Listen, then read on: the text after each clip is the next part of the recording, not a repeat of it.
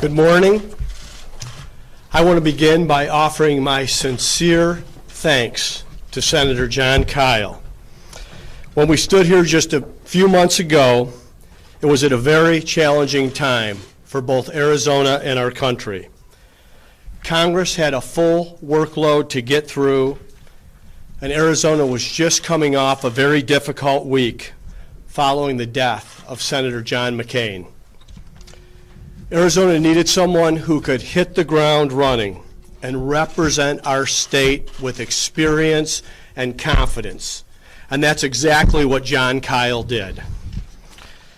Over the last few months, Senator Kyl has served with the same integrity and statesmanship that marked his 26 years in Congress. He didn't have to return to the United States Senate, but he did. And I remain deeply grateful to him and Carol for answering the call to serve once again when Arizona needed them most. And there's a reason he isn't here today. He didn't want to miss a vote. And that's illustrative of how seriously Jon Kyl takes the job of United States Senator. When I appointed Senator Kyl, he committed to serving through the end of this year. It was my hope he'd serve longer, but I knew he might decide otherwise. As you all know, last week he informed me he'll be stepping down on December 31st.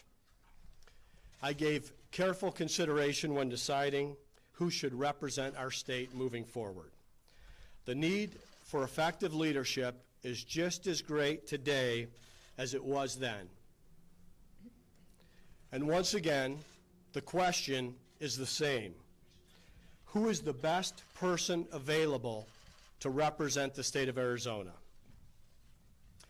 Arizona needs someone who understands the critical issues, who can get to work on day one, and who embodies a spirit of service, of putting the people we represent above all else.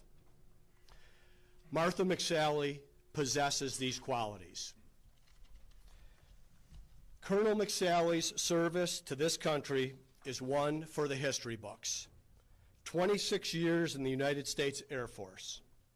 She served 6 tours to the Middle East and Afghanistan and was selected to stand up Africa Command. She was the first woman to fly in combat and the first woman to command a fighter squadron in combat. And she has represented Southern Arizona in Congress since 2015, becoming one of the most effective members in all of Congress. All her life, Martha has put service first, leading in the toughest of fights and at the toughest of times. One of the first women ever selected for fighter pilot training. Over 325 combat hours flown in the A-10 Warthog. Commander of her fighter squadron, known as the Bulldogs. And an unrelenting drive to make positive change, even when it means challenging authority. Like when she took on the Pentagon to overturn a discriminatory policy that forced women service members to wear muslin garb, all before she even entered Congress. Martha McSally is uniquely qualified to fight for Arizona's interests in the United States Senate. On issues affecting Arizona's military bases and veterans, she brings a personal expertise as one who's worn the uniform. And on the important issues that affect everyday families, she's shown a talent for bringing people together and finding common ground. I'm proud to call Martha McSally a friend, and I know that together with Senator-elect Sinema, she will advocate for our state and work across the aisle to get positive things done. Thank you, Martha, for stepping up.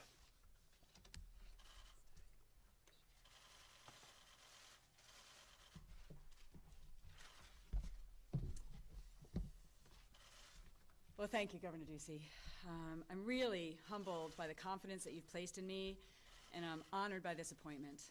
Over the last year, I've traveled over this great state, and I've met with countless Arizonans, and I've heard from them. I've done a lot of listening, and I've learned a lot. I've heard about the very serious issues that Arizonans all over our state face, as well as the hope they have for our future. Hope for a brighter tomorrow. Hope that the American dream is every bit as good for their kids and their grandkids. When I ran for the Senate, it was with a full understanding of the monumental responsibility that comes with that office, as one of only 100 senators in the country and only 2 from Arizona. And it's with that same appreciation for this office that I humbly stand before you today. I take seriously the call to service. The oath that members of Congress swear, that I will swear in the future again, is the same oath that I took as an Air Force officer, same exact words. And it's one that I never take lightly. As I now deploy to the Senate, I pledge to devote all my energies to ensuring that all Arizonans have a voice. I also look forward to working with Kyrsten Sinema in the Senate, just like we did in the House. There's a lot of common ground between us, and I'm ready to hit it running. Arizona's 2 senators have always worked together for decades. That's our tradition and how we're most effective, and that's how I plan to serve. This is the model that Senator Kyl served with that I witnessed firsthand as his legislative fellow 19 years ago. And I'm honored to have the opportunity to serve in the seat of someone who served our state for decades, someone who I have immense respect for, John McCain. John McCain was a giant in the Senate, an Arizona icon, and an American hero. I'm going to commit to holding myself to the standard of service that Senator McCain exemplified, putting country before self, and always striving to do the right thing for Arizonans. Our country faces a lot of challenges, but none are as big as the opportunity we have to move America forward and secure a brighter, more secure future for all. I'm again humbled, very humbled, by this opportunity to continue to serve, and I'm ready to get to work. Thank you. We're going to open it to questions. Please raise your hand. I saw Carmen. Governor or Senator-elect McSally, who will be sworn in first? Will it be you, McSally, or will it be Senator-elect Kyrsten Sinema? Kyrsten Sinema will be sworn in first on January 3rd. She will be the senior senator from Arizona.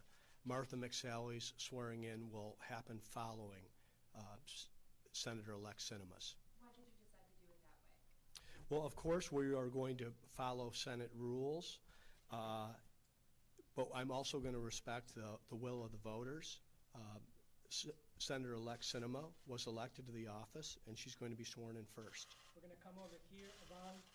Congresswoman McSally, can you talk a little bit about how you intend on mending this relationship with Kyrsten Sinema and working together, and on issues that you do maybe see where you can cooperate and really get things done? Right. For Arizona? Well, just like when we worked together in the House, Yvonne. I mean, we had a very spirited campaign, but it's over. I congratulated her on the phone the night I conceded and in person on the floor. And I look forward to working with her in the future because this is what it's all about. It's for service for Arizona. It's about doing what's best for Arizona. And so I think we can find that common ground and work together. I look forward to it. Howie. Well, let me go along the same lines. I was there for the debate where you essentially accused Ms. Sinema of treason or treasonous acts. How do you get past that when you've accused an elected congresswoman, a senator-elect, of treason? How do you get past that? Howie, the election's over, and the people have spoken, and I'm honored to have this appointment. And now, for all of us, it's about moving forward, and it's about the challenges that we have as a state and as a country, and continuing to be problem-solving to make a difference for the people that we represent. And that's the approach that I'll take. And I look forward to working with Kyrsten. I texted her this morning. We'll do the last question from CBS here. Yeah, a quick question for Congresswoman McSally. What would be your message to voters out there who may be a little bit skeptical? They may say, you know, you didn't win the election, but now you're being appointed by the governor, and maybe that's not the way it should be. If you could step up and just really, what would your message be to those folks who might be a little bit skeptical of this appointment? Well, as I said in my remarks, I am very humbled and I'm grateful for this opportunity and this appointment by Governor Ducey. I've spent my life in service, and I'm going to continue to serve with everything I've got to make a difference for those who I represent. That's what I did in the House, and that's what I intend to do in the Senate. Thank you very much. We appreciate it. Thank you. Three questions? Seriously? That was 4 questions. Okay. Governor, well, what about the fact of the McCain family? You know, Meghan McCain's husband tweeted out calling McSally a poor choice. So how do you overcome the fact that the senator's own daughter and her husband seem to think this is not a good idea? I think you all know the regard that I hold Senator John McCain in and his legacy as a Arizona treasure, an American icon, and a hero to our country. I have the same feelings about Cindy and the entire McCain family, for that matter. I was happy that Martha and Cindy were able to get together and visit earlier this week and clear the air. And now it's time to get to work. Thank you. Governor, when you make the criticism that voters made their choice and it shows with someone else that the voters have not already rejected? The voters did make their choice. And I believe that the voters had 2 excellent choices in this past election. Martha McSally received over 1 million votes to the United States Senate. And now she will be serving alongside senior Senator Kyrsten Sinema. Thank you all. Thank you very much. Speculation that DC had a big influence on this decision. Who had your ear in this matter? You know, I've read many of those stories with great interest, but there was one source and one name missing, and that was mine. I think the fact that I'm standing here and now with Martha McSally at my side, making the appointment to the United States Senate, says everything that needs to be said. Thank you all very much. Thank you.